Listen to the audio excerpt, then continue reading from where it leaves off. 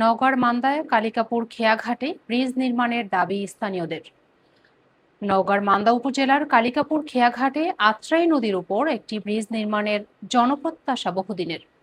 স্থানীয়রা জানান, কালিকাপুর খেয়াঘাট দিয়ে দুটি ইউনিয়নের হাজার হাজার মানুষ ও ছোটখাটো যানবাহন চলাচল করে।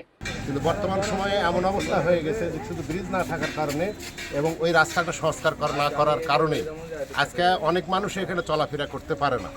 আত্রাই নদীর পশ্চিম পাশে রয়েছে মান্দা থানা, সরকারি প্রাথমিক বিদ্যালয়, পাইলট উচ্চ বিদ্যালয়, সরকারি কলেজ, পশু হাসপাতাল, ডাকবাংলা সহ গুরুত্বপূর্ণ স্থাপনা।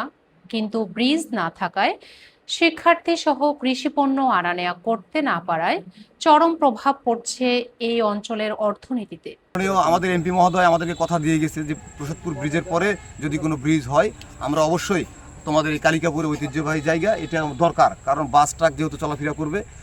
তবে পরিকল্পনার অভাবে বর্তমানে এলাকাটির সম্ভাবনা অনেকটা স্থবির হয়ে পড়েছে।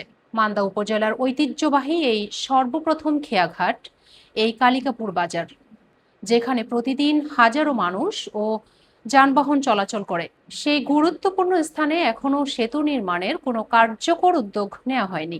তাই সংশ্লিষ্ট কর্তৃপক্ষের কাছে আকুল আবেদন, এখানে একটি ব্রিজ নির্মাণ করে এলাকার জনগণের চলাচলের সুবিধা করে দিবেন। কালিকাপুর খেয়াঘাট এলাকায় একটি পূর্ণাঙ্গ ব্রিজ নির্মাণ করা হলে যোগাযোগ ব্যবস্থা সহজ হওয়ার পাশাপাশি পুরো অঞ্চলের অর্থনীতিতে ইতিবাচক পরিবর্তন আসবে।